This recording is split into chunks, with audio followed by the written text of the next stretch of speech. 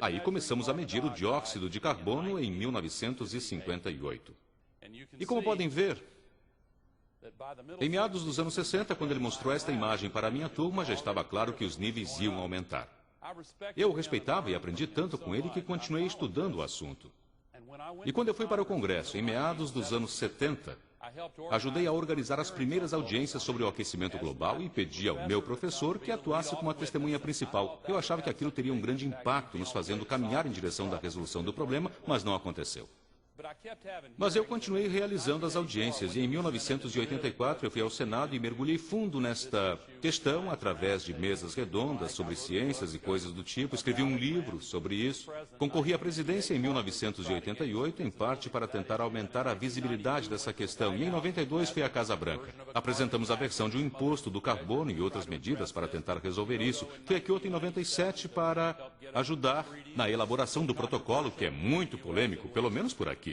Em 2000, meu adversário prometeu que regularia o CO2 e essa promessa acabou não sendo cumprida. Mas onde eu quero chegar é que, em todo este tempo, aquilo que eu vi, em todos esses anos, continua aumentando de modo implacável.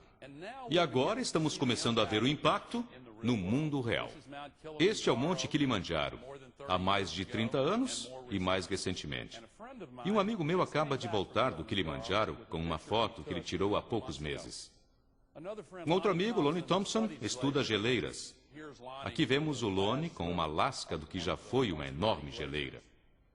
E isso é o que vem acontecendo com a geleira Columbia a cada ano. Ela diminui a cada ano. É uma pena, pois essas geleiras são lindas.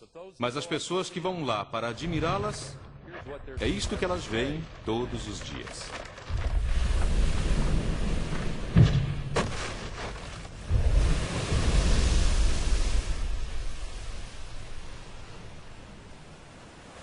Há um problema em particular, pois 40% das pessoas no mundo recebem sua água potável de sistemas de rios e fontes que são alimentados por mais da metade das águas que vêm do derretimento das geleiras. E dentro dos próximos 50 anos, esses 40% de pessoas da Terra vão enfrentar uma escassez muito grave devido à diminuição das geleiras.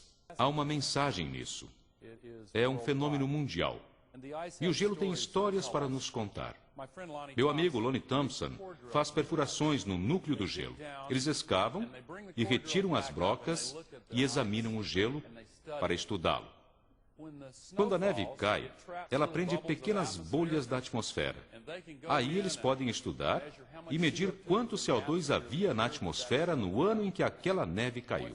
E o que é mais interessante, eu acho, é que eles podem medir os diferentes isótopos de oxigênio, criando um termômetro muito preciso que nos diz qual era a temperatura no ano em que aquela bolha foi capturada dentro da neve que caiu. Eu vi núcleos como esse e um sujeito o examinou. Ele disse: foi aqui que o Congresso americano promulgou o decreto do ar limpo. Eu não podia acreditar, mas dava para ver a diferença a olho nu apenas poucos anos depois da lei ser promulgada. Podia-se distinguir claramente. Eles podem retroceder, contando, ano a ano, do mesmo jeito que um engenheiro florestal lê os anéis das árvores. E podemos ver cada camada anual do derretimento ao recongelamento. Então eles podem retroceder em muitas dessas geleiras gigantes 1000 anos. E eles construíram um termômetro da temperatura. O azul é frio e o vermelho é quente. Bom, eu estou mostrando isso por dois motivos. Primeiro, os chamados céticos, às vezes, dizem: oh, esse negócio aí, isso é um fenômeno cíclico, teve um período de aquecimento na Idade Média. É bom, houve sim, e está bem ali. Existem mais dois, mas comparado com o que acontece agora, não há termo de comparação. Então, se analisarmos a temperatura num período de 1000 anos e comparar isso com 1000 anos de CO2, veremos que eles ficam bem próximos. Bem, 1000 anos de CO2 nas geleiras montanhosas é uma coisa, mas na Antártida, eles podem retroceder 650 mil anos. Esta, a propósito, É a primeira vez que alguém, além de um pequeno grupo de cientistas, vê esta imagem. Esta é a época atual e aquela é a última era glacial. E aí aumenta. Vamos voltar no tempo agora, 650 mil anos. Esse é o período de aquecimento entre as duas últimas épocas glaciais. Estas são a segunda e terceira épocas glaciais. A quarta, quinta, sexta e sétimas épocas glaciais. Agora, um detalhe importante.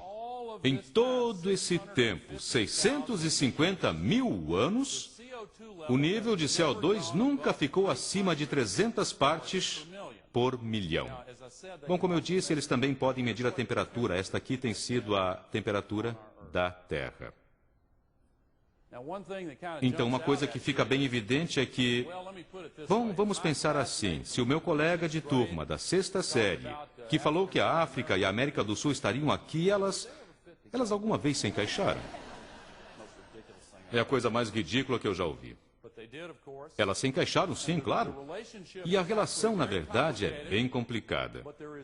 Mas tem uma relação que é muito mais poderosa do que as outras. A relação é esta aqui. Quando há mais dióxido de carbono, a temperatura aumenta, porque ele retém mais o calor do Sol.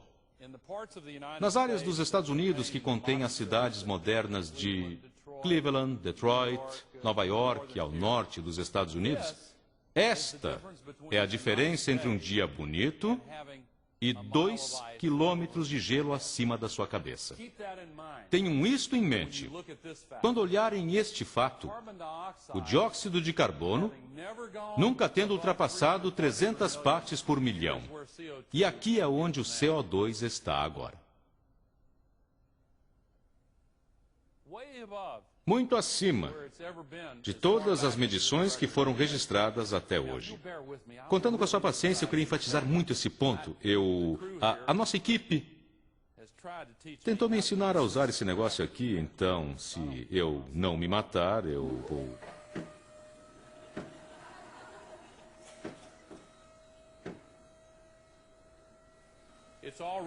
Prontinho, ele já chegou. Vejam como isso está acima do ciclo natural. E nós fizemos isso. Mas, senhoras e senhores, nos próximos 50 anos, talvez em menos de 50 anos, ele vai continuar a subir.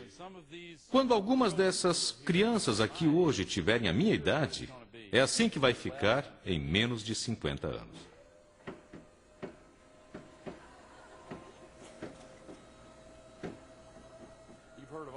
Já ouviram falar em além da escala?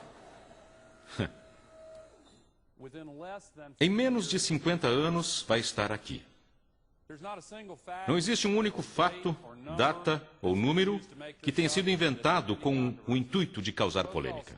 Os chamados céticos olham para isso e dizem: e daí? Parece estar tudo perfeito, não é?